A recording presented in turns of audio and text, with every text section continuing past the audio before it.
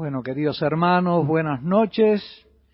Estamos de nuevo en la presencia de Jesús, como cada año, para que Él nos enseñe con su sabiduría, para que guíe nuestra vida como vida de hijos de Dios.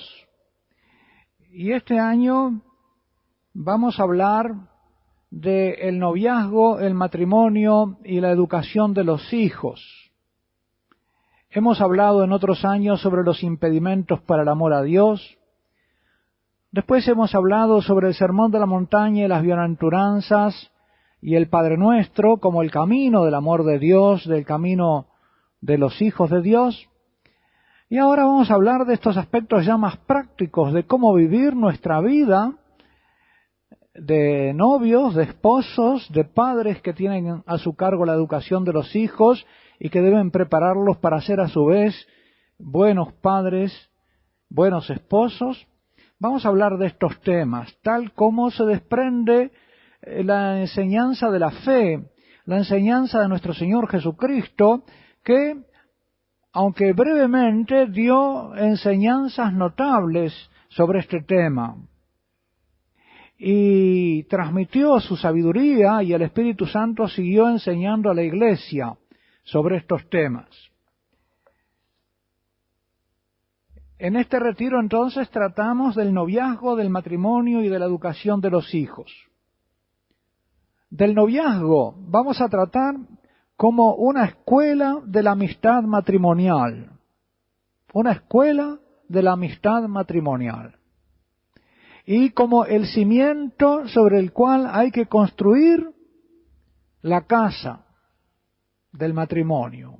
El noviazgo es el cimiento sobre el que se construye la casa, sobre el que se construye la amistad matrimonial.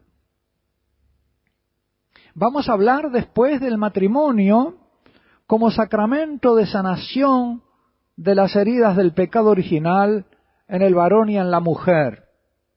Jesús habla a propósito del divorcio que la ley permitía, diciendo que eso lo permitía Moisés por la dureza de vuestro corazón, pero que en el principio no era así. Es decir, que ha sobrevenido al hombre, después de la creación, un endurecimiento del corazón. Que la condición del hombre después del pecado original es una condición de dureza del corazón, que no obedece al plan del principio, y una dureza del corazón que debe ser sanada porque impide el entendimiento matrimonial. Esa es la situación histórica del hombre y la mujer, una situación de naturaleza caída. Por lo tanto, el sacramento del matrimonio será un sacramento de sanación de la dureza del corazón, de esas heridas del pecado original que son diferentes en el varón que en la mujer. Por fin vamos a hablar de la educación de los hijos en vistas a su futura felicidad esponsal. Hay que educar a los niños para el matrimonio. Es un tema urgente, queridos hermanos. Hoy vemos tantas y tantas casas que se derrumban, que muchos jóvenes se acercan al matrimonio con temor. Y otros ni se atreven a acercarse, hasta huyen de él. Se arreglan, pero no piensan en casarse. En este retiro vamos a tratar de explicar las razones de estas ruinas, a aportar luces que no se encuentran en el común de la literatura bastante abundante sobre este tema de noviazgo y matrimonio, y que muy escasos profesionales de la psicología o de la consejería matrimonial toman en consideración. Vamos a buscar la luz de la doctrina de nuestro Señor Jesucristo, a veces olvidada, a veces mal comprendida, a veces oscurecida por las voces que grita el mundo. Incluso a veces quienes deberían ser pastores y guías de las almas pueden darles consejos de muerte en vez de consejos de vida. Desgraciadamente esto es así también. Este retiro queremos ofrecer la clave para explicar por qué hay hoy tantas ruinas, pero también por qué algunas casas resisten tan sólidas en medio de la tormenta. Jesús dice, el que escucha mis palabras y las pone en práctica es como el hombre que construye su casa sobre la roca. El que vive como hijo es como el que construye sobre roca. El que vive su noviazgo y su matrimonio, su paternidad como hijo. Y el que las escucha, pero no las pone por obra, es como el hombre que edifica su casa sobre arena. Por eso hemos puesto como título de este retiro, la casa sobre roca. Nos remitimos a la palabra de Jesús. La explicación de tantos derrumbes está en el pecado original y sus consecuencias que no son tenidas en cuenta. En la manera diversa como el pecado original afectó al varón y a la mujer, algo que es comúnmente desconocido, no reconocido, y que es ocasión de un malentendido fundamental. Pero sobre todo, en que debido a las consecuencias del pecado original, no se pone en práctica la doctrina de Cristo sobre el matrimonio cristiano, sobre la castidad matrimonial, y no se logra vivir este sacramento como lo que en realidad es, como dice San Pablo, un misterio grande, una realidad divina que figura la unión de Cristo con la Iglesia. Y a la inversa, el secreto de esos matrimonios que parecen resistir todos los asaltos del mundo está en que ponen en práctica las palabras oídas a Jesús.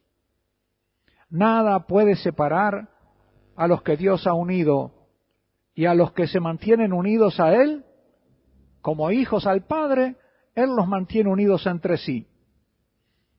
Este retiro trata, pues, hasta el miércoles, en la primera parte del retiro, del noviazgo en vistas al matrimonio, como escuela y cimiento de la futura amistad matrimonial. En la segunda parte, desde el miércoles al jueves, de cómo el pecado original hirió al varón y a la mujer de manera diferente. También iremos en todo momento remitiéndonos a estas verdades, ¿no es cierto? Nos vamos a repetir muchas veces, algunas cosas las repetiremos. Y esta manera diferente de herir al varón y a la mujer trae graves consecuencias para la relación entre ambos, ya desde el noviazgo, pero también durante la vida matrimonial.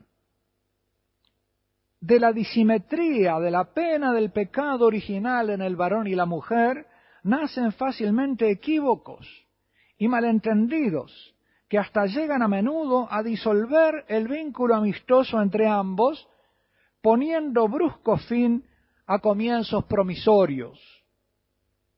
Siendo la amistad matrimonial algo que ambos anhelan, sin embargo, porque está puesto ese anhelo por Dios desde el comienzo, en el principio, en el corazón de ambos, sin embargo, de ambos nace también lo que la impide y a veces la hace abortar antes de tiempo. Fue necesario que viniera el Hijo de Dios a derramar sobre el varón y la mujer una gracia de sanación que llega junto con la filiación divina, con el vivir como hijos de Dios. Una gracia que se derrama sobre aquellos que viven su vida bautismal en sagrado matrimonio, es decir, que viven su matrimonio como hijo e hija de Dios, como hermanos. Antes de recibir este sacramento, los novios tienen que fortalecerse en la oración y en la esperanza de recibirlo y de vivirlo después toda la vida juntos. Y tiene que haber también una educación de los niños, porque para eso es necesario comenzar desde niños la formación para el futuro matrimonio, para la vida matrimonial.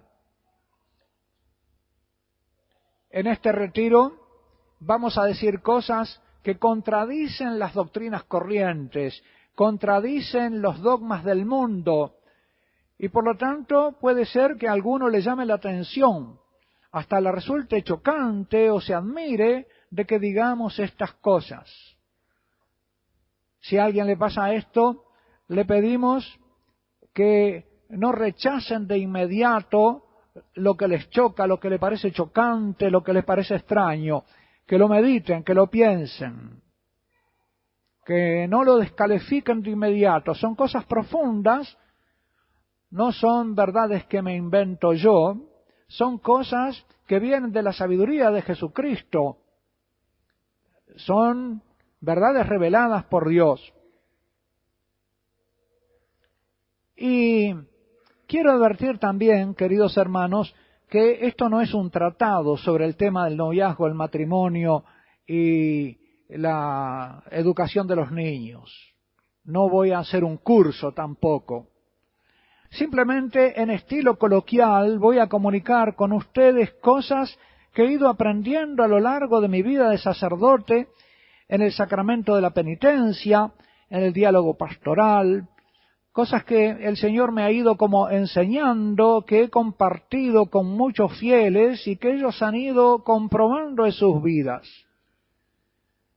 De alguna manera, estas noches de retiro recogen en ese estilo de conversación coloquial tantas experiencias de la vida pastoral, iluminadas por la fe. Hacemos una pequeña pausa antes de comenzar con el primer tema del noviazgo, donde vamos a tratar los temas a tratar de la amistad matrimonial y de la buena o mala elección. Nos arrodillamos un poquito delante del Señor pidiéndole que nos dé su luz